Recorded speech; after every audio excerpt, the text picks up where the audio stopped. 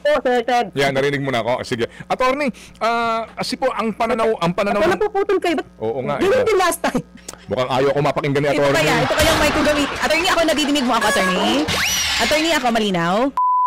Meron ho tayong napanood na clip sa social media na kung saan itong si Manong Ted Filon sinoplak itong si Claire Castro. Na-curious ho tayo. Ano ba ang pinag-uusapan nila kung bakit ho siya sinupalpal nitong si Manong Ted? Noon hong napanood ho natin yung buong interview, na-realize ho natin, kaya pala sinoplak siya.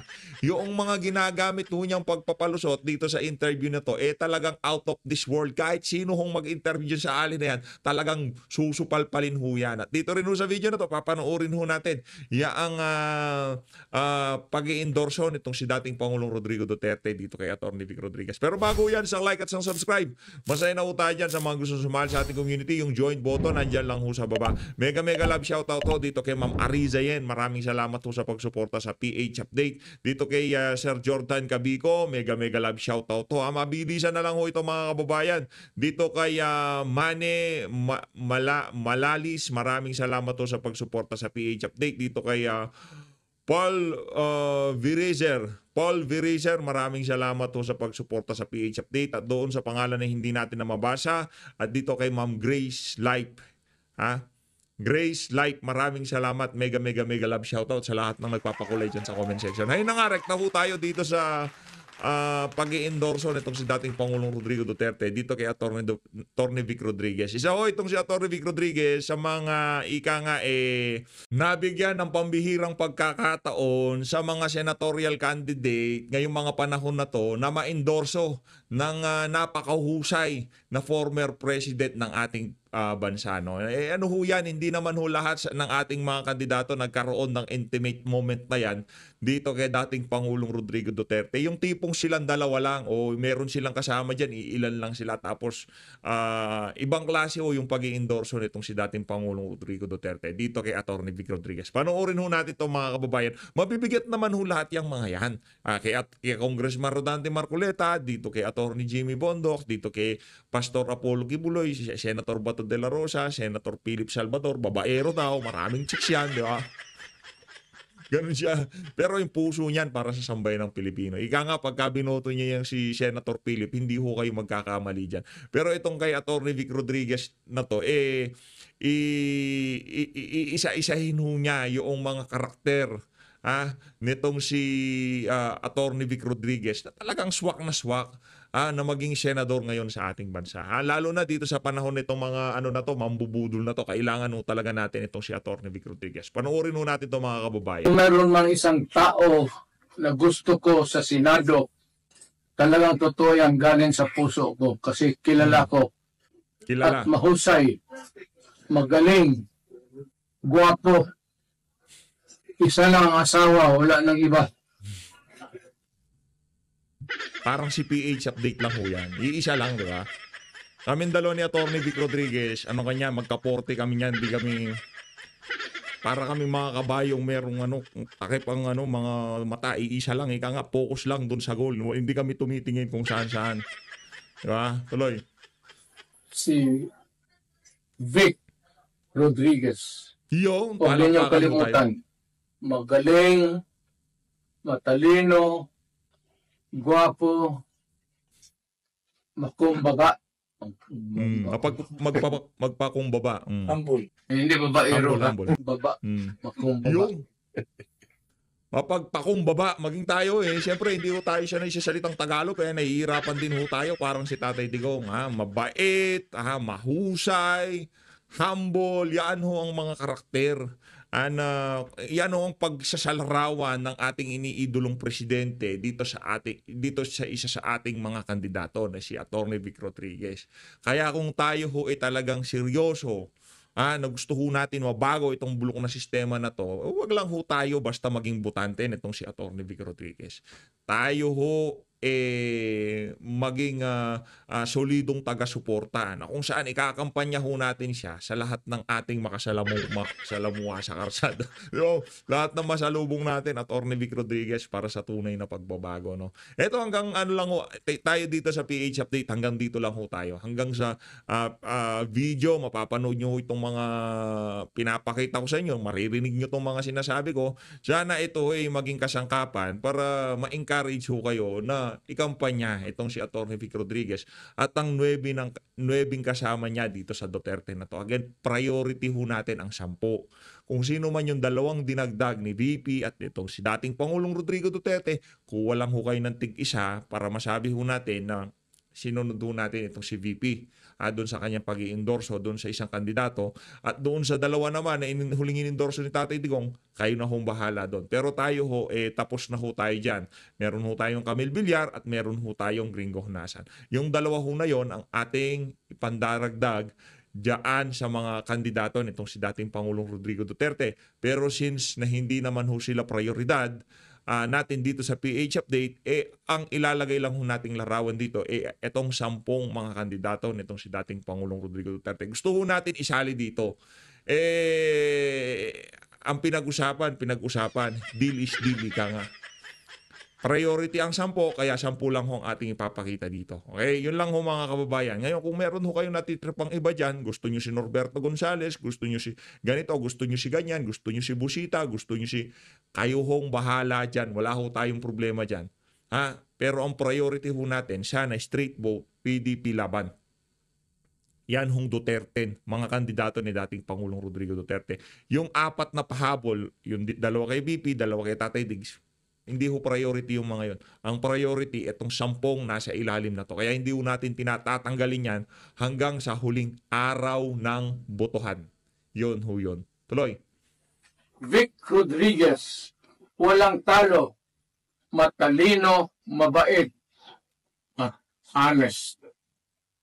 In fairness, base sa ating naging mabilis na interaksyon dito kay Atty. Vic Rodriguez, matalino ho talaga yung mama. Matalino ho talaga. Yun lang ang masasabi natin. Matalino. Mabait. Kung ang usapan kabaitan, mabait ho yan si Atty. Vic Rodriguez. Pero merong hangganan. Isipin nyo na lang ho mga kababayan. Binigyan ho nitong si Atty. Vic Rodriguez ng 3 buwan ng administrasyon nitong si Marcos Jr. Ganon ho katindi. Sa kabaitan nitong si Atty. Vic Rodriguez, pinagbigyan niya pa ho Naging executive secretary pa ho siya ng 3 buwan. Pero noong umabot na ho sa sukdulan, ika nga, hindi na ho niya masikmura yung mga kabalbalan dyan sa Malacanang. Nagbitiw ho siya.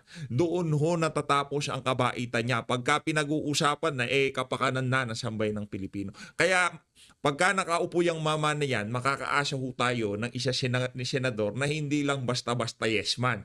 Hindi ho siya magkikibit-balikat, nalunukin na lang yung mga nangyayaring kapalpakan sa ating bansa ngayong mga panahon na to. Yan ho ang kailangan natin. Merong prinsipyo at paninindigan. Yun naman ho ang isa sa mga dahilan kung bakit napamahal itong si Atty. Vic Rodriguez sa mga taga-suporta nitong si dating Pangulong Rodrigo Duterte. Ano ho kasi siya, totoong tao. Hindi ho siya plastic kagaya nitong si Amy Marcos.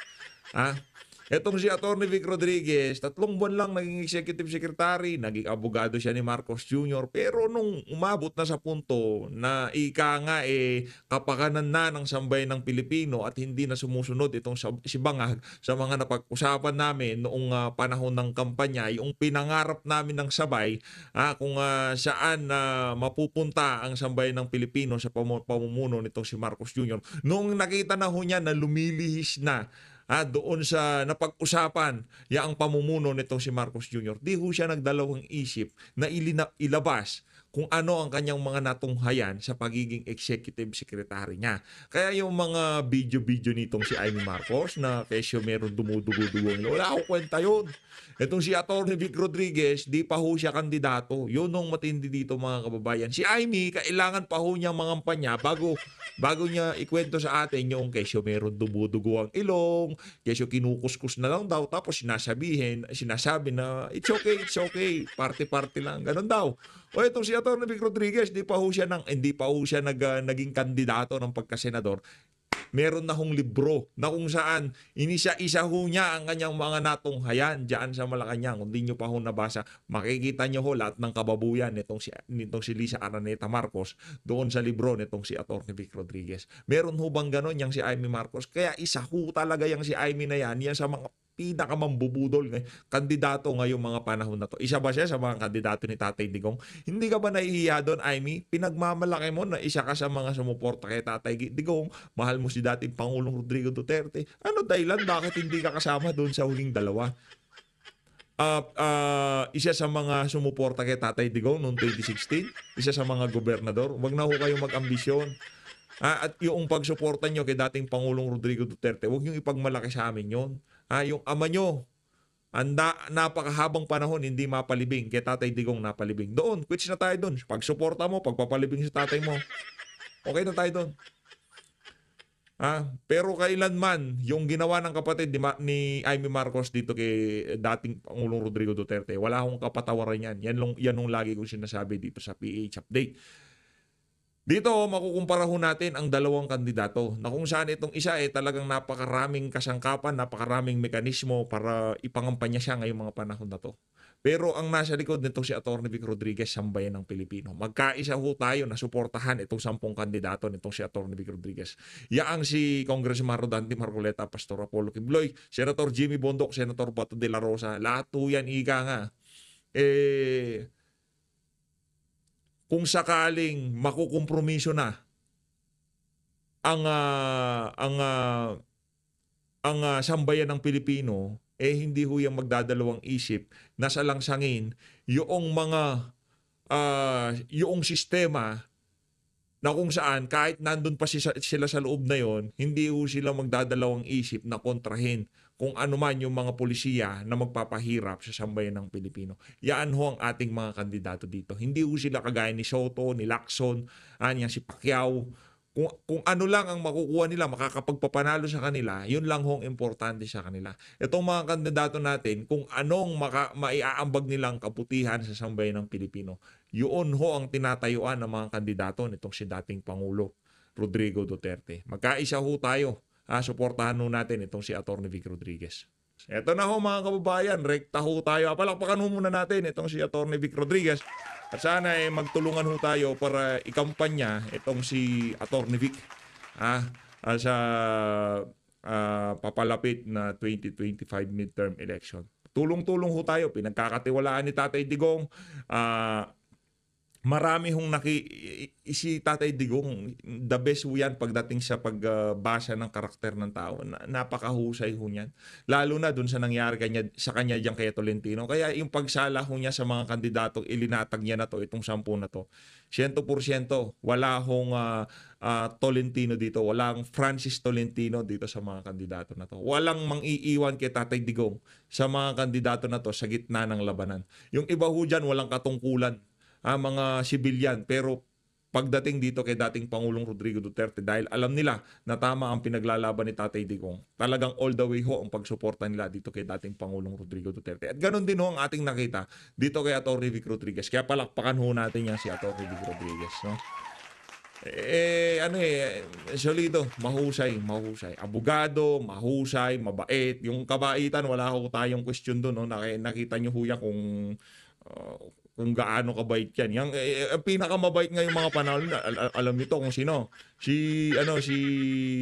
Ano pangalan ng bagong executive secretary niya, yung sukdulan sa kalangitan yung kabaitan nun Nitong si Bersamin, solid mabait ho siya doon sa mga request ni Lisa. Yun ang tinutukoy kong mabait. Gano'n ho katinding kabaitan ng meron niya ang si Bersamin. Gano'n ho yung level ng kabaitan na ginagawa nila. Lahat magpipikit mata ho sila, magbubulag-bulagan sila, magbibingi-bingihan sila kung anong tunay na nangyayari para mailabas nila ang kabaitan nila dito kay Marcos Jr. at Lisa Araneta Marcos. Kaso itong si Atty. Vic nga napuno na Hindi na niya kaya Hindi na niya kaya yung tipong magbingi-bingihan, magbulag-bulagan diyan sa mga kabalbalan ng administrasyon. Kaya ho siya umalis. At dahil doon, saludo ho tayo dito kay Atty. Vic Rodriguez. Palakpakan ho natin. Susuportahan niyo ho ba siya? I-comment nyo dyan sa baba. Heto na ho mga kababayan. Panoorin ho natin ang naging interview nitong si Claire Castro dito kay Manong Ted Filon. Ito ho. Okay, At na-invite niyo po ako. Good morning din po. And thank you also, Attorney Claire, for being on the show. Umpisahan natin dito, Attorney, sa pagbagsak nga po ng approval ratings ng Nako. Pangulong Marcos Jr. Ganda Mula naman po yan, 42% noong Feb to 25% ngayong March. Ayon po yan sa Pulse Asia Survey. Ang isa po sa sinabi nyo kahapon, posibleng may kinalaman ng paglagana po ng fake news dito po sa pagbagsak na ito. Pero sinasabi nyo rin na hindi nababahala ang Pangulong Marcos Jr. dito. Ito po ba hindi dapat i-consider ng administrasyon bilang wake-up call para po mas paigtingin pa ang serbisyo sa mga Pilipino? Yes, nakausap kasi natin kahapon si Pangulo. Napag-usapan kasi namin na maybe, hindi naman namin sinasabing fake yung survey ng Pulse Asia. Ang sinasabi namin, ito bang mga tao, yung mga respondents, Mahihilig talaga kayo sa mga fake. Pagka hindi na control ang naratibo, fake survey, fake krimen, fake statistic, puro fake.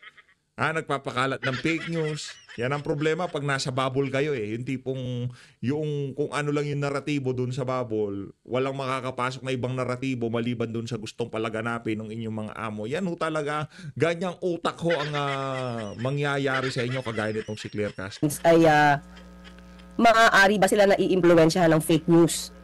Dahil lumalagaran talaga ang fake news dito sa Pilipinas. Sabi nga natin, hindi tayo nababahala dahil ginagawa lang naman ng Pangulo ang kanyang trabaho na naaayon sa batas at naaayon sa tama. Kumbaga hindi siya mapapahinto, hindi siya mababother ng anumang survey. Pero sabi natin kahapon, titingnan pa rin natin ang mga survey na ito para malaman natin kung yung mga respondents ba talaga ay hindi ba naaabutan ng serbisyo ng gobyerno. May mga respondents ba na hindi alam yung mga Ano ba serbisyo ng gobyerno pinagsasabi nitong alin na to? Yung AKAP, tupad, yung mga ayuda. Serbisyo ba tawag nyo ho doon? Anak ng tokwa. Manahimik ka nga. serbisyo na maaari nilang makuha or mga ayuda na maaari nilang makuha mula sa gobyerno? Yan naman pala, diniretso na tayo. Ayuda ho pala tinutukoy niya serbisyo. Pambihira talaga, oo. Saan ba ang mga respondents na ito? Dahil baka hindi nga naaabot ng gobyerno. So sasabi natin na baka yung iba influenced by fake news dahil katulad ng sinasabi, one of the reasons daw ay yung pagtaas ng inflation rate. Pero DJ Cha at Sir Ted, ayon kasi dito sa PSA, yung inflation rate kasi bumababa. From 2.9 naging 2.1, ngayon pong March is 1.8. So medyo paano mare-reconcile yung ibang ganung bagay na hindi kaya naiintindihan ng ibang tao or sabi natin, depende yan paano ba sumagot yung respondents, paano ba yung tanong. At sabi nga, kahapon, nag-ausap din po kami, may sectoral meeting with the President and DSWD Secretary and Labor Secretary, Laguesma. Meron silang ginagawang survey, halimbawa po, yung kung gutom, di ba? Hindi lang po isang beses, survey yung pamilya, let's say pamilya. Isang beses, baka ngayon gutom, na-survey sila ngayon, di ba?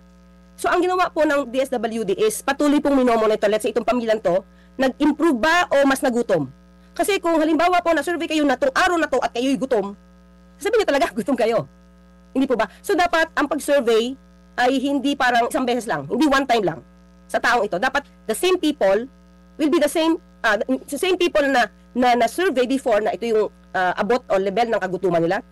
Dahil ba sa tulong ng gobyerno, naibsan ba yung gutom nila, nagbago ba, nag-improve? So kung isang beses lang kayo mag-survey, at nagkataon ng ngayon ay wala kayong sweldo, natanggalan kayo ng pagkakakitaan ngayong araw na to, ay talaga sasabihin niyo po, nagutom kayo. Kasi nga po, dun sa Pulse Asia Survey, sinasabi na inflation po yung isa sa mga pinakagusto na matugunan agad ng mga Pilipino na issue ngayon. Attorney Claire, ang ginamit niyo po hindi nababahala ang Pangulong Marcos, pero hindi binabaliwala. Hindi nyo binabaliwala itong survey. Kasi base po sa mga nabanggit ninyo, nakipagpulong na nga po ba kahapon tungkol dito? Sa posibleng baka hindi naaabot ng mga Pilipino na programa ng gobyerno? Actually po, yung pagkikipagpulong ng Pangulo, hindi naman ito dahil sa may ganitong issue. Regular po nakikipagpulong ang Pangulo. Sectoral meeting po. Paano ba matutugunan yung pangangailangan ng taong bayan? Paano ba lalawak pa yung natutulungan? Itong walang gutom project ng Pangulo. So, kahapon nga ay nagbigay ng report itong si Secretary Gatchalian na ngayon ay minomonitor nila at nakikita nila a certain group of persons na survey nila before is nakita nila yung improvement. Kasi kumbaga hindi nga sabi ko hindi one time na survey. So, sabi nga natin yung survey kasi is pwedeng nandiyan, pwedeng guide yan. Pero sabi nga natin, hindi dahil bumaba ang rating ng Pangulo sa Pulse Asia, parang, uy, teka lang, parang ano nangyayari? Hindi ganon. Parang tuloy-tuloy ang trabaho, kahit ano pa ang mangyari, pero tuloy-tuloy pa rin kung paano mai-improve ang trabaho ng gobyerno. Okay, oo. At sabi niyo rin po kanina, hindi niyo sinasabing fake ang survey, pero posibleng baka yung mga baka lang no na yung mga respondents ay kumbaga nabahagian itong mga fake news na ito. And speaking of nakatanggap ng fake news pero hindi nakatanggap ng ayuda. Problema ito, Claire Castro. Ito ang pinakamatinding fake news sa kasaysayan ng Pilipinas. Ito, tandaan nyo ho itong mga kababayan. Huwag nyo hong kalilimutan ito. Ito ang totoong fake news. Mapahanggang sa nung panahon ni Jose Rizal hanggang ngayong panahon kasalukuyan. Ito ho, wala pa naman pala mainstream media nung panahon ni Jose Rizal. Panahon itong si Marcos Sr. Mula nung panahon ni Marcos Sr. hanggang ngayong mga panahon na to, ito ang pinakamatinding fake news na ang mainstream media nandyan para mapaigi ang kalagayan ng bansang Pilipinas. Yan ang pinakamatinding fake news. Fake news ho yan. Yan ang matinding fake news. Majority sa mga nakikita ho nating balita dito,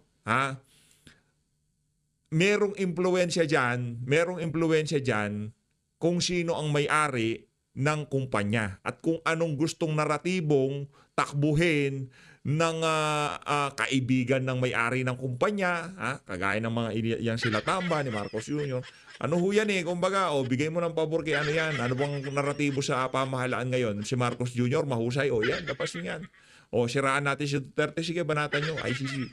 Dire-diretso yung pagbira. Yan hong trabaho ng mainstream media sa Pilipinas. Kaya pagka nagsasalita itong mga anchor na to, akala mo kung sinong ang huhusay na parang concern sila sa sambayan ng Pilipino. Matagal na ho tayong binibigo ng mga media na yan. Noon pa hong panahon ni Marcos Sr. o baka mas naunang panahon pa ho, kailanman hindi pinaglingkuran ng mga media na yan ang kapakanan ng sambayanan. Ang pinaglingkuran lang ho niyan kung paano kikita ang kanilang mga amo dyan sa mga malalaking kumpanya na yan, Yun ang pinaka-ika nga fake news na ang mainstream media nandyan para tulungang umasenso ang ating bansa. Yun ang pinakamalaking fake news. Itong si Claire Castro, hindi niya alam kung ano yung mga fake news ngayong mga panahon na to. Yan, dinatag ko na sa'yo.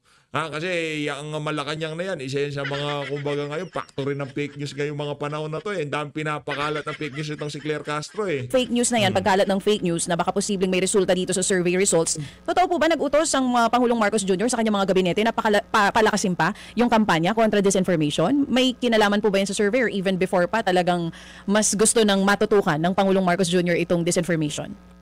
Noon pa, nung ako nga ay na-appoint, yun talaga yung mandato. Siyempre, kailangan namin iparating sa tao ano ba yung maaari nilang makuhang tulong. At the same time, makirtail yung fake news. Pero, habang tumatagal, lalo na ngayon na kampanyahan, dumadami talaga yung fake news peddlers. Mapapansin naman kahit naman ang isang, I forgot the name, sa Yabra, yung Israel-based na disinformation na firm, nakita talaga na sa Pilipinas, sobra, above average talaga ang porsyento ng disinformation and fake news. So yun talaga nakakabahala at obligasyon ng gobyerno na ito ay matugunan. Yan ang problema Yan talaga problema dito sa bansa na to. Kasi kaya tinatag ho nila ng fake news. Karamihan dyan sa mga tinatag nila na yan, mga vlogger, mga gumagawa ng content sa social media na kesyo sila nagpapakalat ng fake news sa social media.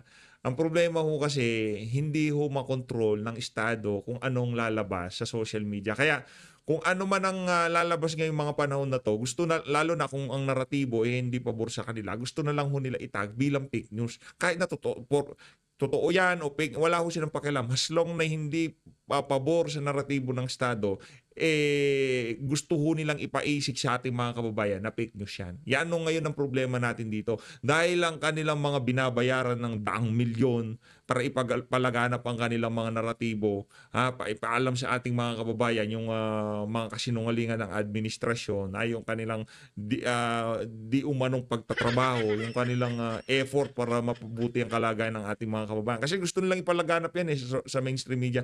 Hindi hindi ho yun kinakagat ng ating mga kababayan. Bagkus, mas na-emphasize kung anong totoong nangyayari sa ating bansa sa pamamagitan ng mga social media, yung mga political vlogger ngayong mga panahon na to. Na kung saan itinatag naman ho nila bilang fake news kasi hindi nga naman kontrolado ng Estado ang naratibo dito sa mga nagsasalita na to. Kaya yung TRICOM hearing na yan, alam na ho ng sambayan ng Pilipino kung anong pinanggagalingan niya. Kung bakit nagkandak sila ng ganyang klaseng hearing. Dahil natatalo na ho ng social media ng mga vlogger ang usapin.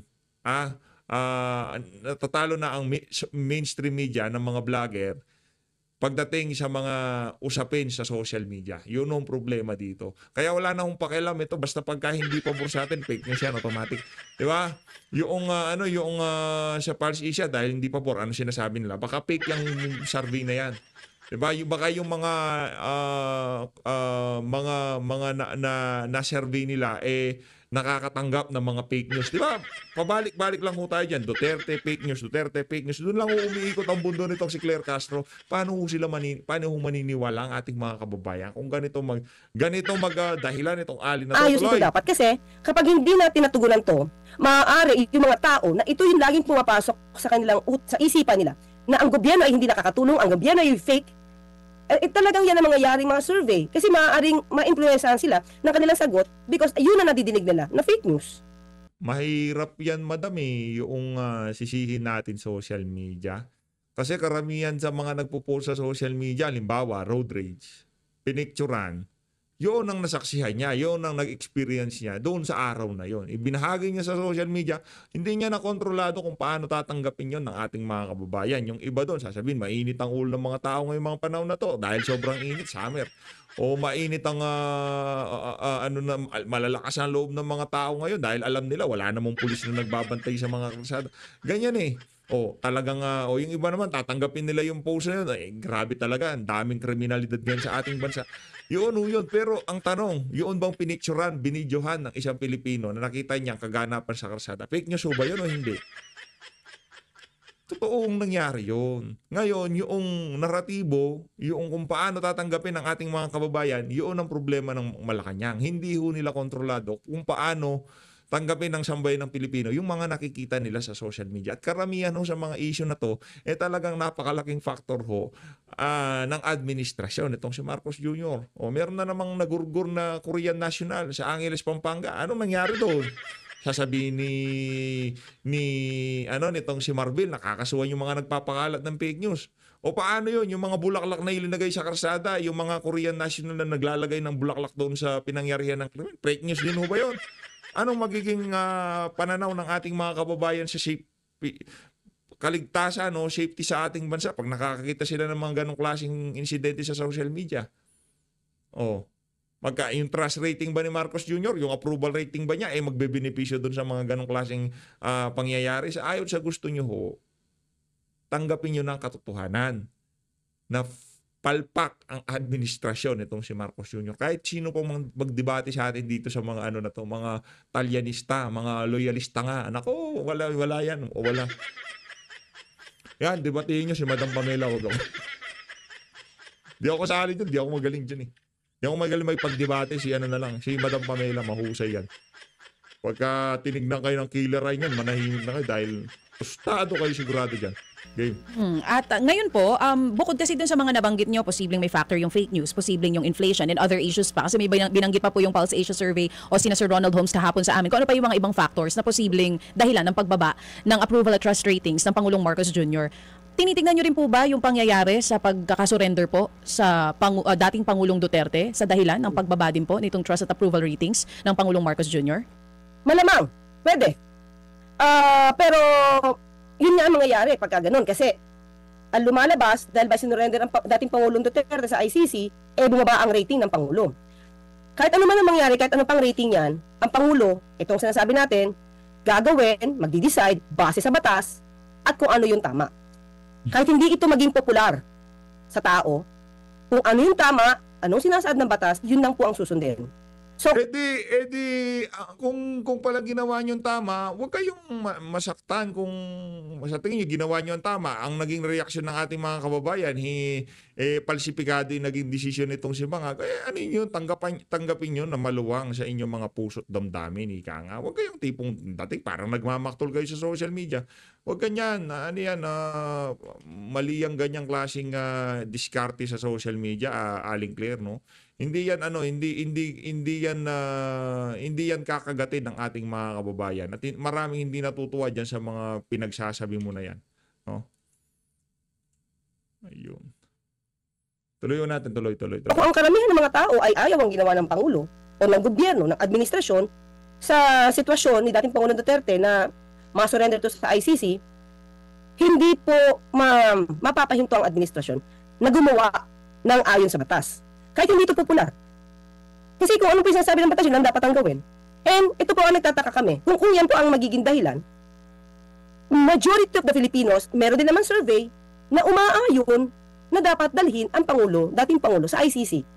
Kung yan po yung dahilan, medyo conflict po talaga eh. Magiging conflict po yung mga ginagawang survey. Kaya nga minsan sabi natin, kung iilan lamang po ang natatanong dito, let's say 2,400 sa Pulse Asia, masasabi natin hindi ito nagre-reflect. No? Hindi siya nagre-reflect ng sentiments of more than the majority or more than 100 million Filipino people. Paano ba yan? Gamitin natin yung magkaparehas na argumento na kunyari 1,000 lang ang tinanong kaugnay doon sa kung pabor ba sila o hindi pabor sa pagpapadala sa ICC kay dating Pangulong Rodrigo Duterte. Di ibig sabihin hindi rin yun pwedeng irepresenta ng milyong-milyong mga Pilipino yung survey na tinutukoy nyo na yun. Gamitin natin yung kaparehas na argumento na sinasabi mo. Yarin lamang na wag na natin pakinggan yung mga survey na yan. Pakinggan na lang natin yung mga sentimiento ng ating mga kababayan sa social media. Di ibig sabihin hindi gusto na sambayan ng Pilipino yung mga nangyayari na yan, yung ginawa ng administrasyon dito kay dating Pangulong Rodrigo Duterte. Kasi bumabaha ng suporta sa social media. Kaliwat kanan yung mga rally. Hanggang sa ngayon, meron pa rin umiiyak pagka napapanood nila yung mga video, yung mga pang-aabusong ginawa dito kay dating Pangulong Rodrigo Duterte. Naku, may problema yung mga argumento mo. In the country. So, yun lang po. Pero still, hindi namin isasawalang bahala kung ano yung sinasabi ng survey. Oo. Kasi guide ito eh. Guide din pa rin po ito. Oo. So guide nyo, pero hindi isasawalang bahala. Yun pong survey. On the issue, dun po sa hindi pa natatalakay ngayon, yung impeachment ni VP Sara Duterte sa Senado. Sa tingin niyo po, Attorney Claire, naka-apekto rin po kaya ito? Dapat hindi mag-reflect yan sa Pangulo. Kasi hindi naman po niya yung desisyon eh. Kung hindi man po tumatakbo yung impeachment trial ngayon, hindi naman po kasi desisyon niya ng Pangulo. So, dapat hindi sa kanya mag-reflect yun. On the people na naghihintay po ng accountability, kumbaga, hindi lang nga yung Pangulong Marcos Jr. ang bumaba ang approval at trust ratings, pero maging si Senate President Chis Escudero as well as House Speaker Martin Romualdez, bumaba din po yung trust and approval ratings. So parang, hindi po ba ito parang refleksyon na in totality, medyo yung dissatisfaction ng mga Pilipino in totality sa Administrasyong Marcos Jr. pababa, kasama po yung ibang mga opisyalis ng gobyerno? Kaya nga po, talaga pong magandang malaman saan ba galing talaga yung mga respondents. Kasi kung titignan nyo po, kung sino pa yung nasa Pilipinas, kung sino pa yung nasa bansa na nagtatrabaho, yun pa yung mababa yung rating. Yun lang. Attorney, medyo ako'y tumutulay doon sa iyong kaisipan kasi nga parang ang reaksyon ng iba sa mga survey na ito, kapag pabor doon sa na-survey. Sorry, napuputol po. Attorney, napuputol po, sorry. Can you hear me now, Attorney? 1, 2, 3, 4, 5. Can you hear me? Check mic. 1, 2, 1, 2. Sige, paki-check lang muna yung ating linya. Nagchat-choppy ang ating dating. Inaasahan na ng mga alas 8. Attorney, can you hear me now, please? Attorney? Good morning! Sir Ted. Yan, narinig mo na ako. Sige. Attorney, kasi po ang pananaw... napuputol kayo. Oo nga. Ganun din last time. Napuputol ako. Nako, parang nga hindi. Sa tingin ko, itong si Claire Castro, iniilagan mo lang ang mga tanong nitong si Manong Ted Filon. Mukhang ayaw ko mapakinggan ni Attorney. Ito kaya yung mic ko gawin. Attorney, ako nadidinig mo ako, Attorney? Attorney, ako malinaw? Nadidinig ko po. Uy, ako malinaw. Palit tayo. Gusto mo dito ka sa mic ko? Sa akin daw malinaw. Baka yung mikropono mo may problema. Sabihin na lang sasabihin ko. Ayoko. Attorney, can you hear me now? Apo, narinig niyo po ako. Hindi. Hindi ako narinig ni Opo, Atty. medyo garbled lang. Okay, sige po, Garbled Sir Ted. lang. Okay.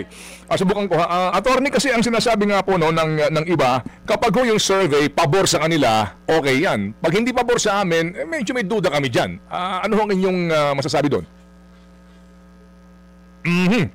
Mukhang may problema tayo. Attorney, pwede bang mag-break muna ho Ayan kami? na, Ayusin lang sumasagot na si natin. Attorney. Sandali muna. Ayun. We will take a short break. Diyan po lamang kayo. Babalikan po natin si Attorney Claire Castro ho para mas maayos-ayos po ang ating linya, ha? Akong naririnig, Attorney. Didinig ko na po, Sir Ted. Salamat. Opo, kanina po ang tanong ko lang, usually po kasi ang reaksyon nga ng marami doon sa mga may question sa resulta po ng survey, whether Pulse man yan o SWS, kapag pabor sa kanila yung survey, okay yan. Pag hindi pabor sa amin, may question kami. Ano ang inyong masasabi doon, Attorney? Well, depende po siguro yun sa pananaw ng iba.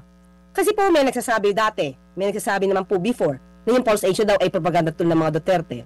So kahit ano pa po yan, kahit yan ang pananaw ng ibang tao, hindi po yan ang pananaw ng administrasyon. Kahit ano pong survey ang dumating at magpakita ng kanilang mga data, yan po naman ay ikukonsidera. So kung yan po ang tingin ng ibang tao, ay hindi po natin masasagot kung ano yung damdamin ng iba. Okay, sige po. Pero kaninyo, kay Chacha kanina, dahil sabi ho mismo ni Ginoong Holmes kahapon sa aming panayam, sa isa pong administrasyon nakababahala ito. Sabi nga niya, ito po ay one for the books. Ika niya, yung pong small or no trust, 54%, kalahati. At maging yung pong sinasabing disapproval ay 53%. Kaninyo, ito po ay ito po, bagamat may question kayo sa pamamaraan siguro at doon nga sa mga binabanggit ng respondents, ito po ay challenge ngayon sa communications team ng Presidente.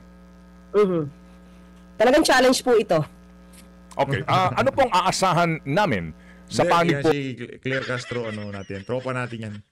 Ako ang sasabi sa inyo, tropa natin yan. Kakampi natin yan si Claire Castro. Yan ang hindi lang double, triple, quadruple agent daw yan si Claire Castro. Tinutulungan ho tayo yan para talagang mapakita yung mga kabalbalan ng administrasyon ni Marcos Jr. Akala nyo kalaban natin yan? Hindi. Keep up the good work. Ika nga. Ang husay ho niya, talagang todo tanggol ho siya kay Marcos Jr. Lalo naman ho siyang nasisiraan. Lalo naman nung bumababa ang trust at approval rating nito si Bangag. Kaya masasabi kong saludo ko tayo sa ginagawang performance nitong si Claire Castro. Ipagpatuloy mo lang yan, madam. Sa tingin ko, bago matapos itong taon na to, negative na ang approval at trust rating nitong si Marcos Jr. Siyempre, hintayin nun natin yung sa SWS survey. Tingnan nun natin kung ano magiging niya doon. Doon sa social weather station. Yun talaga ang yung ika nga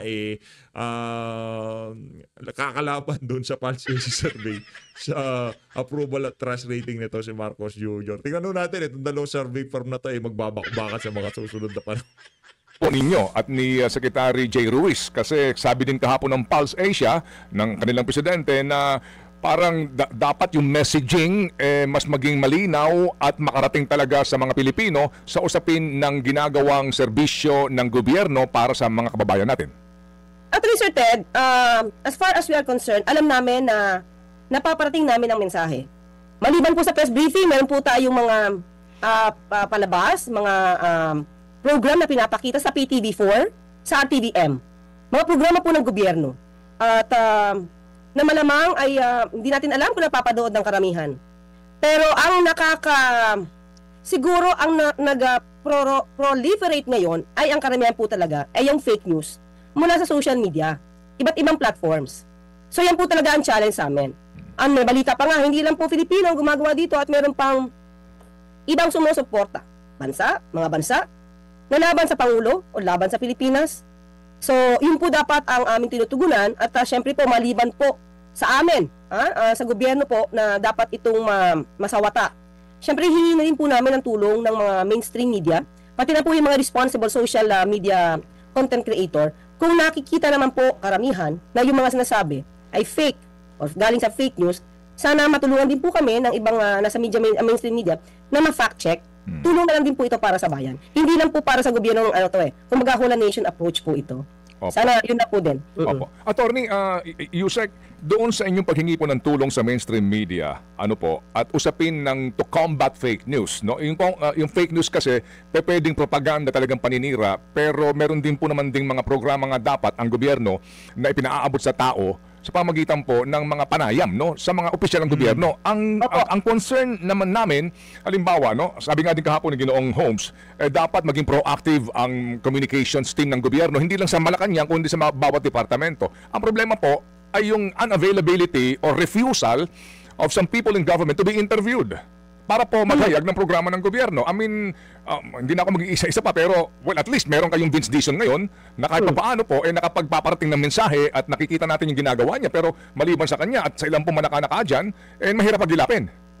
Kung siguro yun po isa sa mga nagiging issue po, makakarating po yan at mas maganda po, Sir Ted, kahit off the air, masabi niyo po sa akin kung saan kayo ahensya na merong hindi na-i-interview or hindi nagkakaroon ng paglilinaw.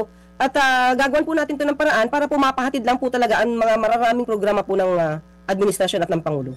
Halimbawa po, ang Agriculture Department, no? Oo, kasi din ang sinasabi po ni Ginoong Holmes kahapon, no, sa usapin ng bilihin, pagkain basically. So dito po napakalaking bagay nga na hindi lang daw po yung mga pag-press release o mga sugar coating mismo maramdaman din po ng taong bayan. So maliban doon nga siguro sa hindi Manong Ted, hindi pwede yun. Yun lang talagang kayang gawin ng administrasyon na to. I-sugar coat lahat ng pwedeng i-sugar coat. Pagandahin yung mga dapat pwedeng pagandahin para ika nga halimbawa yung set nila dyan sa Malacanang Press Corp, yun mga pinapaganda nila. Yung pag-sugarcoat kesyo gumaganda ng ekonomiya, maganda na estado ng pamumuhay sa ating bansa, nabawasan ng kriminalidad. Pero yung mararamdaman ng ating mga kababayan, ibang usapan yun. Dalawang magkaibang bayad ng dalawa na yun. Yung mga laway na sinasabi nitong mga tagapagsalita ng Malacanang, kagaya ni Claire Castro, yan, puro sugar coating yan. Pero pagdating doon sa implementasyon na kung saan mararamdaman ng ating mga kababayan, ibang pagtatrabaho yun. Dalawang magkaibang bagay yun. Isa lang ho kayang gawin yan, di ho nila kayang gawin na magkasabay yung dalawa na yun. Isa lang ho ang meron kaya nun na walang iba kundi itong si dating Pangulong Rodrigo Duterte. Si Tatay Digong di nga nagsasalita Hinahayaan niya yung kanyang trabaho na magsalita para sa kanya. Hindi yung tipong ito, hindi pa nila nagagawa, pabida masyado Kaya yan nung nangyayari sa administrasyon, puro kapalpakan, puro kabudulan na lang ho pinagmamalaki nila. Walang kriminalidad, okay ang kalagayan ng ating bansa, di ba? Puro sila ho ganyan.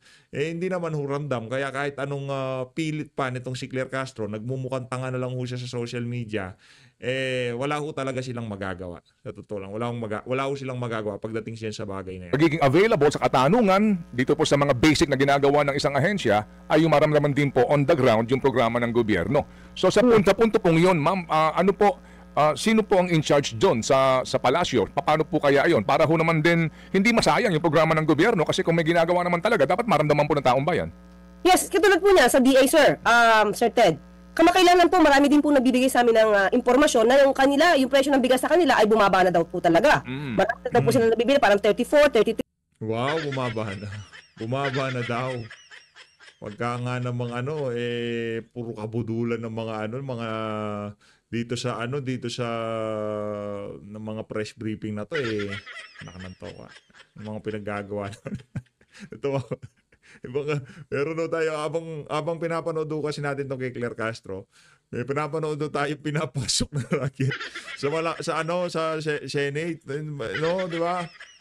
Anak na to, ano na naman ba circus tong ginagawa nila diyan sa Senado? 3:30 something like that. Pero meron pa po isang programa na parating ang Pangulo na talaga po makikinabang ang taong bayan. Siguro inaayos lang po kung paano ito maihahatid sa taong bayan. Marami pong programa. Siguro with me sa PCO, kakausapin ko rin po, Sir Ted, ang ibang mga ahensya. Katulad po, may mga press briefing po kami na mismo po yung mga secretary or heads ng agencies ay iniimbitahan po namin sa press briefing para sila po mismo ang magbigay ng good news sa tao.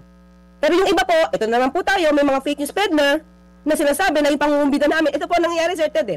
Yung pagkukumbida namin sa mga ahensya, mga representatives ng agencies, at sila yung isasalang namin para magsalita. Ang sasabihin nila, ito fake news talaga to, Sir Ted. Napaka-incompetent siguro ng undersecretary ng press officer kasi hinayaan na lang niya yung mga heads up ng agencies na magsalita. Sa dami po kung talaga paano kumilo sa mga fake news peddlers. So, pero with that concern, sir, kailangan din na talaga mismo yung mga head of agencies is masama namin sa press briefing, and may project pa po ang administration, Sir Ted. Magkakaroon kami ng podcast at Wow. mga secretaries din, heads of the agencies, ang ating makukumbida para po mas maraparating nila sa tao kung ano yung dapat na makita, ano ang mga serbisyong pwedeng madinig or maramdaman ng taong bayan. O sige po. Well, kami ho naman po nga dito ay bukas anytime kapag po may mga isyong pambayan na gusto hong liwanagin mismo po ang gobyerno, particular po ang ilang mga government agencies para po maging daan din doon sa pagpapalawak po ng informasyon, USEC. Dito po sa issue ng kidnapping ngayon. Kahapon nakapanayan po namin ang honorary chairman nga po ng Philippine Chamber of Commerce and Industry, si Ginoong Sergio Luis Ortiz. At sa kanya nanggaling, worried sila dito po sa ilang kaso po ng kidnapping. Nga, sabi mismo ni Ma'am Tessie Angsi, 3 kidnapping cases in just 5 weeks. Hindi po ito kumbaga, ma'am, hindi po ito fake news, no? At dito po, talagang sinasabi ng mga negosyante na ang gobyernong Marcos kinakailangan na po ditong kumilos at maramdaman nila na may ginagawa ang gobyerno. Fake news. Manong Ted, fake news yan. Di totoo yan. Safety sa Pilipinas. Ano ba? Kayo talaga, fake news kayo dyan sa Ted Pylon, DJ Chacha, fake news yan. Yes, sir. Katulad nga po nito, siguro din po hindi naman din to fake news na talagang mabilis po na inaksyonan itong sitwasyon po ni Mr. Ke. Teka. Prevention tayo, prevention ho, madam. Hindi yung aksyon. Normal yung aksyon nangyari na yan. Alangan naman din yung aksyon. Ganun na ba talaga kayo kainutil? Hindi yun ang tanong. Ang tanong dito, ano ang ginagawa ng administrasyon para maiwasan yung mga ganyang klaseng insidente sa ating bansa? Hindi yung pag-aksyon. Ang bobo mo, madam. Bago nga mag-Easter Sunday, ay nakuha na po o nahuli ang 3 suspect. Ganun po talaga kabilis ang Suspect o fall guy? isinagawa dahil din po ito sa direktiba ng Pangulo. Siguro lang, sir, ganito. Pag may mga ganitong sitwasyon, minsan po, kaya po siguro hindi nakaka-action agad ang PNP o ibang mga law enforcement agencies. Hindi rin po kasi agad na ibibigay yung impormasyon sa tamang ahensya. Parang minsan, pag ganito po yung sitwasyon, is kinikip muna nila sa family. They want to solve it by themselves. Na hindi nakakakilos kung paano agad mariresolba. So parang darating na lang minsan yung issue pag nandun na. So, siguro po, kung may ganitong klaseng issue, sir, especially kidnapping, wag po sila... Siguro itong si Marcos Jr., pagka pinapanood niyang magipaliwanag itong si Claire Castro, bilib na bilib siya, no? Sinasabi siguro nito si Marcos Jr., nakuha niya talaga kung ano yung iniisip ko, kaya tama yung paglalagay ko dito kay Claire Castro, dyan sa PCO. Ibang klase, no? Kung ganito na lang tagapagsalita kayo, huwag ka na magsalita. Ng toko, pambihira. Sila mag-atubili. Kung may takot sila na may pagbabanta na wag makipag-ugnayan sa police or sa ibang law enforcement agencies, wag mag-atubili. Kasi po mas mapapabilis po ang trabaho ng law enforcement agencies natin kung makikipag-cooperate din po yung mga taong concerned. Sa punto, ma'am, ng dapat wala kasing kidnapping na nangyayari. Di po ba? Yung prevention. Ano po ang inyong masasabi doon, attorney? So, sinisikap naman po ng pamahalaan. Kahit sino pong gobyerno, kahit anong bansa, ayaw naman po ng itong klaseng krimen. Pero hindi po ito maiiwasan kung may ganyang klase mga pagbabanta. Kailangan din po talaga ng tulong, no? Ng tao.